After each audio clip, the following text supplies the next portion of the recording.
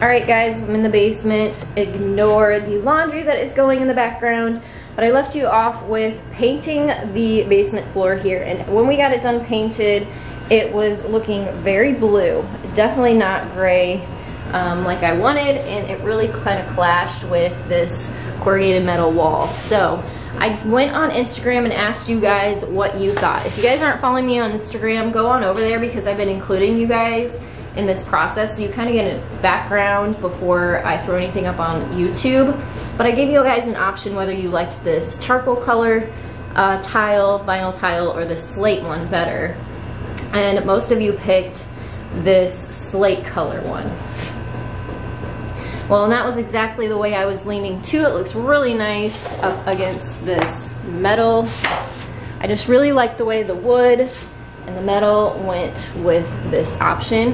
However, we had some concerns. Price number one, it was gonna be about $200, and that's without grouting it. And I was afraid if we didn't grout it, then the sawdust was gonna settle into the lines, which I didn't want. So it was just getting pricey.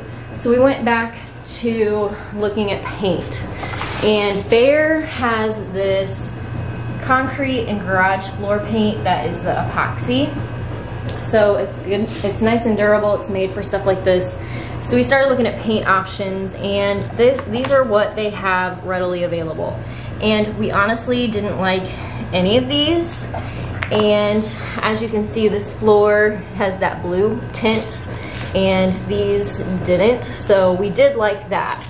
But we really wanted something that was gonna be in between these two colors. We liked this one if we had to choose. That's probably the way we would have gone, but we wanted something darker than this, but something not as dark as this black, and something more like this charcoal color. So we went up to the paint counter and talked to the lady and talked her into doing a paint match for us and adding it in. So we went over to the paints and stuck with the Behr colors and found this one. It's called Carbon Copy. It's by the Premium Paints, and she was able to color match this and add it into the epoxy. So this is much more what we were wanting. You can see here that it's in between, so it's darker than this, but it's not black. And so what we are going to do now is completely paint over this periwinkle blue floor and give it this gorgeous charcoal color instead.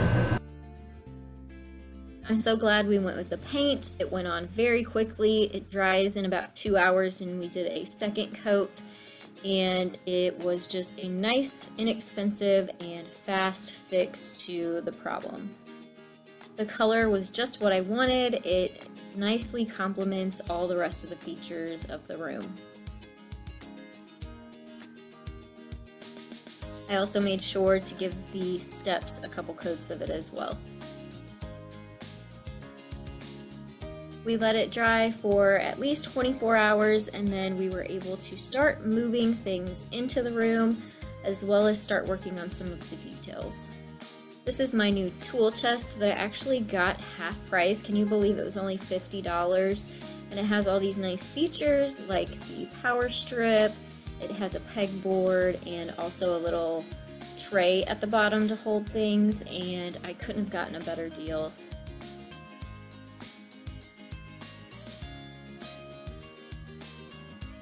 I wanted to finish off the new wall we built, and so I used a piece of 1x4 as a trim for the bottom and just stained it the same color as the trim that's on the wall with the metal.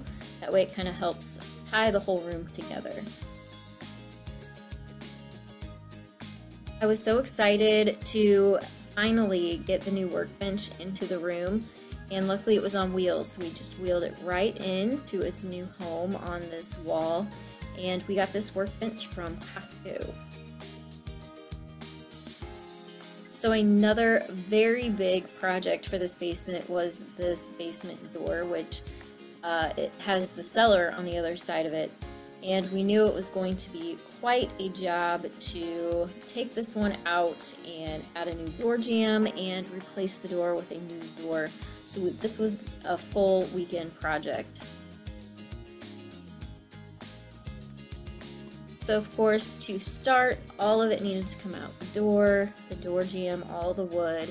And unfortunately, when we did that, some of the wall came with it, or the concrete in the foundation, so that sort of posed a whole nother set of problems and work for us.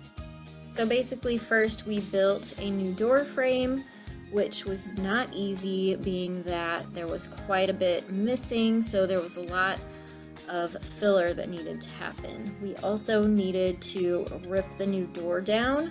It was about 1 inch too big, but luckily it was a solid wood door, so it easily ripped down on the table saw. Once it was ripped down, we also cut the hinge marks off, or the insets, so new hinge insets had to be chiseled out and the new hinges put on. Then it was finally time to place the door within the frame, which was pretty exciting until we realized that it all really needed a lot of adjusting, just so that the door would open cleanly and easily and clear the floor and just easily open back and forth. It was definitely worth all the efforts because it changes the whole feel of the room. It lets in all that beautiful natural light and lightens everything up, brightens it up, gives it a more airy feel.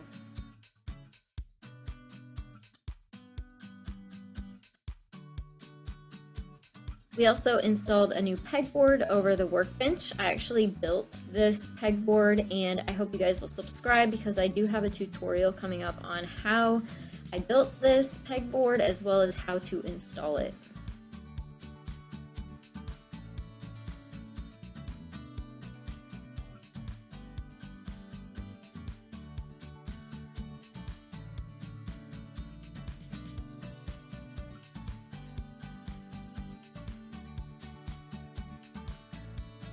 Many of you had commented in previous videos that you were worried about the airflow in our workshop, and not only do we have that door, we also have a window, and then we also have this great fan by Levoit.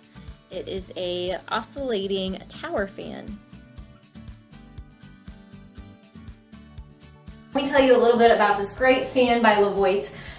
It's not only touchscreen, where there's no buttons, it's just all touchscreen. It is also equipped with a remote control, so you can set this by your bed, by the couch, plug this in the corner, and you don't have to get up and press any of the buttons if you don't want, because they're all right here on this great remote. But it also features 3 different fan settings. So there's also 3 different kinds of modes. There's a nighttime mode for if you're sleeping. There is a more natural wind type mode, as well as an eco mode. And then on top of that, this fan also oscillates and gives you full room coverage. And then there's also a timer, so you can set this for 1, 2, up to 12 hours, and it will automatically shut off all by itself. So Levoit is actually offering you all a special discount code as well if you're interested in their fan. They're offering you all a $30 discount on this wonderful fan that I just cannot wait to be using in the workshop. And all you have to do is click the link that's in the description box below.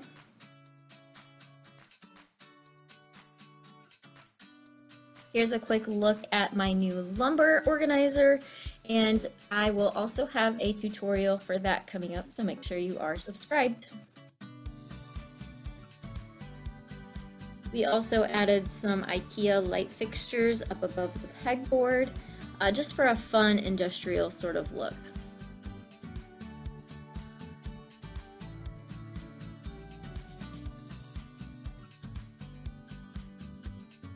We also added some IKEA fixtures to this wall, as well as my logo. We still have some more details to finish up, so I hope you all will subscribe. Take a second to like this video so I can continue bringing you daily DIYs. And thank you all so much for watching. I'll see you next time. Bye guys.